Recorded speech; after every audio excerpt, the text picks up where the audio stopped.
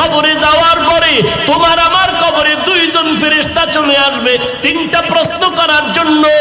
ওই তিন প্রশ্নের জবাব তারাই দিতে পারবে যারা দুনিয়াতে রবের গোলামির মালাটা গলায় লাগাইয়া জীবনে আল্লাহরে বেজার করে চলে নাই।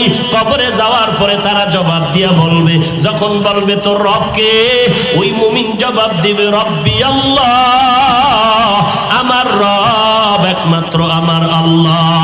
কারণ মায়ের গর্ভে ছিল আমার আল্লাহর কেউ নাই। দুনিয়াতে আসার আগে আমার মায়ের স্তনে খানার আয়োজন করেছেন আমার আল্লাহ, আর কেউ করে নাই। আমার জবান দিয়া কথা বলার শক্তি দান করেছেন আল্লাহ, আর কেউ করে নাই। আমার হাঁটার শক্তি ছিল না, হাঁটার শক্তি দান করেছেন আমার আল্লাহ।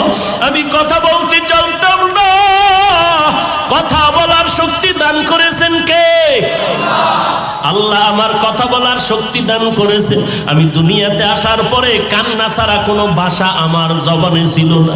আমি আম্মা কয়ে ডাকতে পারি নাই, আমার পেটে ক্ষুধা লাগছে বলতে পারি নাই শিশুবেলা মা আমারে খানা দাও। আমার একটাই বুঝি কান্নার আওয়াজ। এই কান্নার আওয়াজ দিয়ে আমার আম্মা জান বুঝতে পেরেছে কখন আমি কান্না দিয়া কি চেয়েছি। আমার মা কান্না শুনিয়া দ্রুত খানার আয়োজন করেছেন, বাথরুমের ব্যবস্থা করেছেন। আল্লাহ কয়, ওরে গোলাম, তোর মা তোর কান্না দিয়া যদি সব দাবি পূরণ করে দিতে পারে, ওরে আমি আল্লাহর মায়াটা কি তোর মায়ের থেকে কম?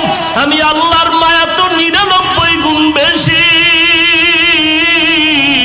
ওরে বান্দা, মাকে যখন বাচ্চা মা মা বলিয়া ডাক দেয়, মায়ের কলিজা সিরিয়া যায়, কাজ পালাইয়া সন্তানের কোলে জড়ায় নেয়। এরে বান্দা, আমি আল্লাহ তোর মায়ের গর্ভে